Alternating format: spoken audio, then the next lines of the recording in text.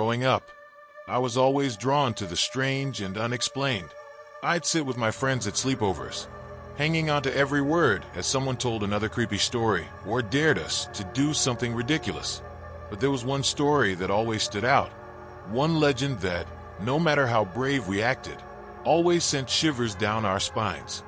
The tale of Maryworth, or as most people know her, Bloody Mary.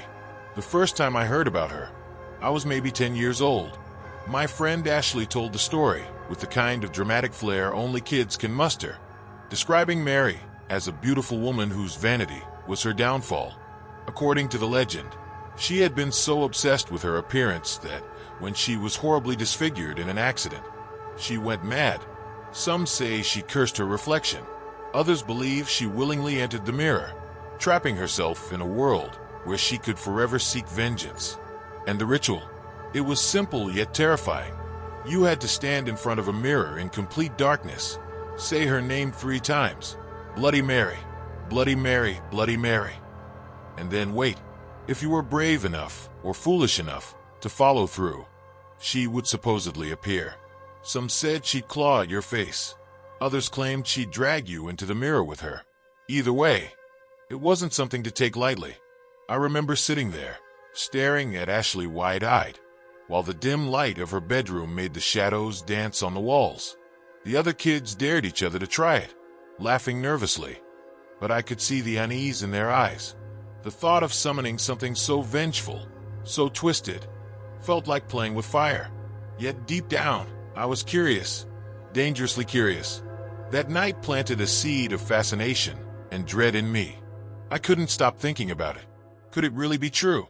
Was there a chance that, somewhere beyond our understanding, Maryworth was waiting? And more importantly, what would happen if I called her name? It wasn't until years later, during my sophomore year of high school, that the legend of Bloody Mary resurfaced in my life. My friends and I had grown out of ghost stories, or at least that's what we claimed. But one night, at a sleepover hosted by my best friend Rachel, the past came crawling back in the form of a dare. There were 6 of us crowded into Rachel's basement: me, Rachel, Claire, Lisa, Ben, and Sam.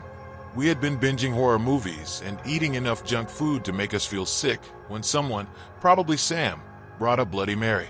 "Let's do it," he said, grinning like he'd just come up with the best idea in the world. Rachel rolled her eyes. "That's such a stupid kid thing." "Yeah," Claire chimed in, though her voice wavered just enough to betray her unease. "It's just a dumb legend." But Sam wasn't one to let something go. "Oh, come on. Don't tell me you're scared.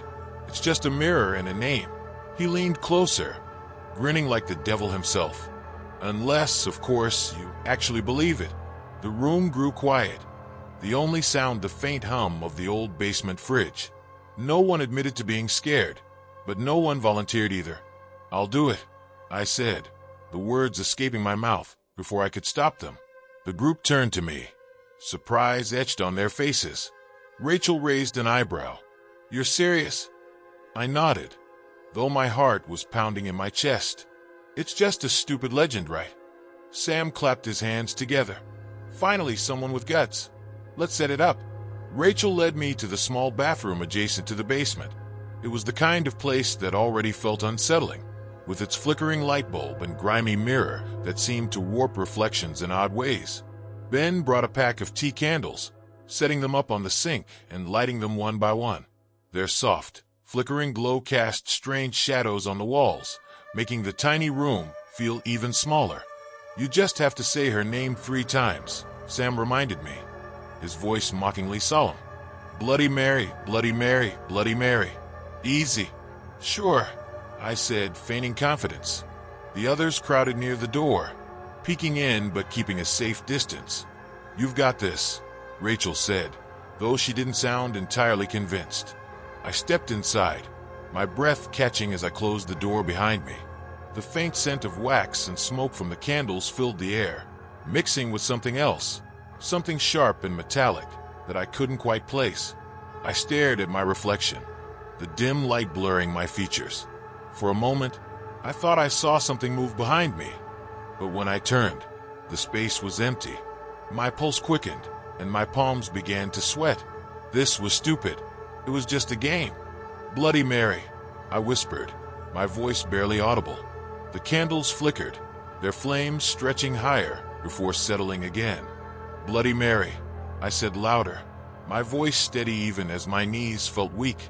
The shadows seemed to shift, crawling along the edges of the mirror like living things. I took a deep breath, preparing to say her name a third time.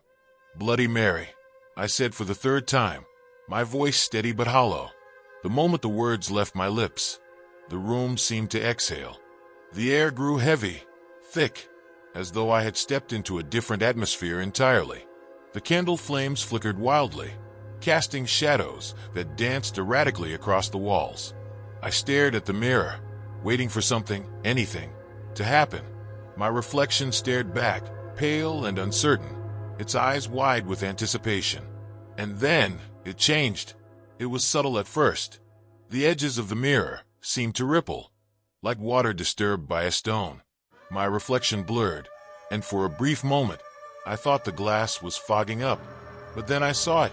Behind my reflection, in the murky depths of the mirror, a figure began to take shape.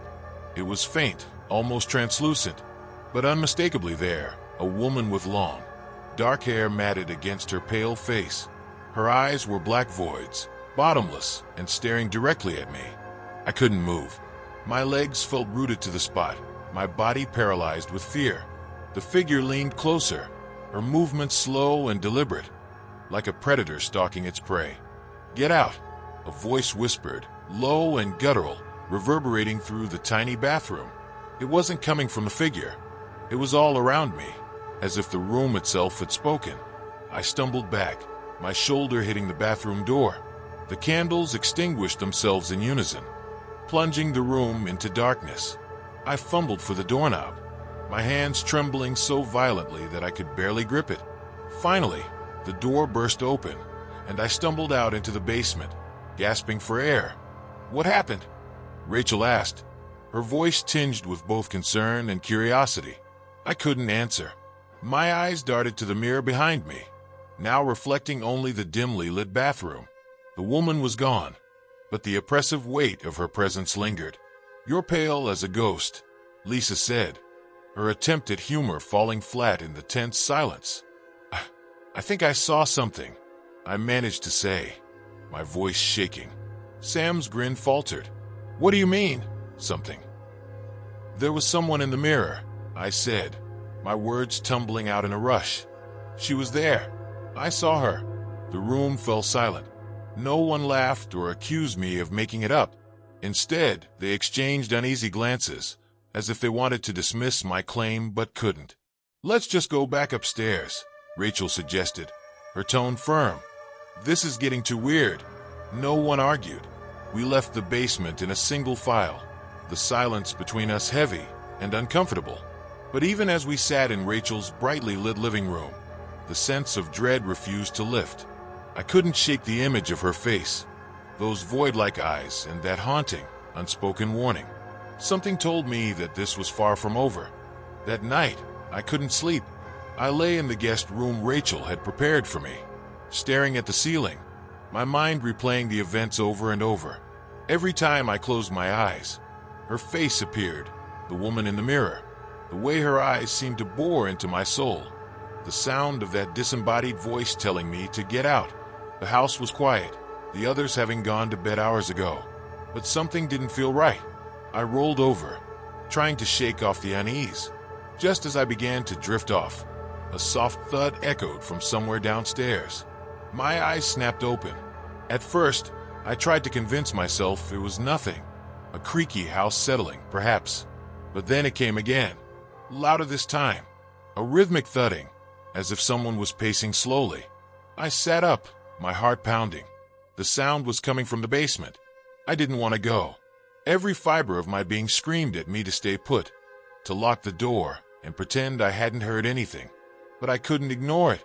I had to know if something was there. Grabbing my phone for light, I crept out of the room and down the hallway. The house felt colder than before, the air thick with an oppressive stillness. As I reached the top of the basement stairs, the sound stopped. I shone my phone's flashlight down into the darkness, the beam barely penetrating the gloom. "Hello," I called out, my voice trembling. No response. I swallowed hard and began descending the steps, each creak of the wooden stairs echoing like a gunshot. The air grew colder with every step, and by the time I reached the bottom, my breath was visible in the dim light. The basement was exactly as we had left it earlier, dim, cluttered, and silent. But the mirror on the bathroom door was fogged, as if someone had just taken a hot shower. I approached cautiously, my flashlight shaking in my hand. The closer I got, the more I noticed something off about the fog. It wasn't random. It formed shapes, symbols I couldn't recognize, as if someone had drawn them from the other side. And then, just as I reached the mirror, the light on my phone flickered and died. Panic surged through me as I stood in total darkness. That's when I heard it, a faint whisper, so soft it was barely audible, but unmistakable. "Why did you call me?" The voice was right behind me. I spun around, clutching my dead phone like a weapon, but there was no one there. My breathing was ragged, my pulse hammering in my ears. The mirror began to hum, a low vibration that I felt in my chest. I turned back toward it, and that's when I saw her again. She was closer this time, her face pressed against the glass, her hands clawing at the surface as though trying to break through. Her mouth moved silently, forming words I couldn't hear, but her eyes, those black, soulless pits, spoke volumes. I ran. I bolted up the stairs, my feet barely touching the steps, and didn't stop until I was back in my room with the door locked behind me. That night, I didn't sleep at all. The next morning, I told the others what had happened. Rachel looked skeptical, but Lisa and Sam seemed genuinely frightened. "We should get rid of that mirror," Sam said finally.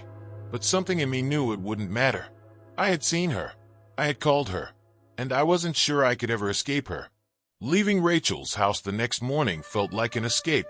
The group was unusually quiet as we said our goodbyes, the cheerful banter of the weekend replaced by an unspoken tension. Lisa hugged me tightly. Her usual brightness dimmed. "Call me if you need anything, okay?" she whispered. I nodded, forcing a smile. "I'll be fine." But I wasn't. The drive home was uneventful, but the unease lingered, clinging to me like a second skin.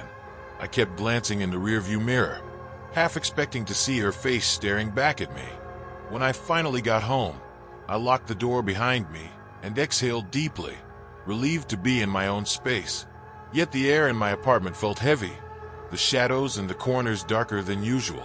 I tried to convince myself that it was over, that whatever I had seen was tied to Rachel's house. But as the evening wore on, the sense of being watched grew stronger. It started subtly, a flicker of movement at the edge of my vision, the faintest whisper of sound when I was sure I was alone. By nightfall, the tension was unbearable. I sat in my living room, every light in the apartment blazing, clutching my phone as if it were a lifeline. The hum of the television provided some comfort, but it did little to drown out the growing paranoia. Then, just past midnight, the TV screen glitched. For a brief moment, the image distorted, and there she was. Her face filled the screen, her mouth twisted in a silent scream, her eyes locked onto mine.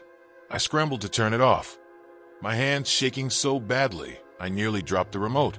The room plunged into silence, and then I heard it, a soft, rhythmic tapping coming from the bathroom. "No," I whispered, backing away. But the sound continued, insistent and deliberate. I didn't want to look. I didn't want to know. But something compelled me forward, dragging my feet across the floor until I was standing outside the bathroom door. It was open just a crack, enough for me to see the mirror inside. The surface was fogged, just like at Rachel's house. But this time, words were etched into the condensation. "You can't hide from me." My breath hitched as a cold draft swept past me. I turned to run, but the door slammed shut, trapping me inside the tiny space. In the mirror, her face appeared once more, closer than ever before, her hands pressed against the glass, the surface rippling as though it were water. "I'll find you," she whispered, her voice like shards of glass scraping against my ears. The lights flickered, and the air grew colder. I could feel her presence all around me, suffocating and inescapable. I screamed, pounding on the door, desperate to escape. And then, just as suddenly as it began, it stopped. The light steadied. The mirror was clear. I stumbled out of the bathroom, my heart racing, tears streaming down my face. I don't know how I made it through that night. The following days were a blur of sleepless nights and mounting terror. She was everywhere, in every reflection, in every shadow. I stopped looking in mirrors altogether. I don't know if she'll ever leave me alone. Maybe this is my punishment for calling her name, for summoning something I didn't understand. If you're listening to this, take my advice. Don't play these games. Don't tempt the darkness. Because sometimes the darkness answers.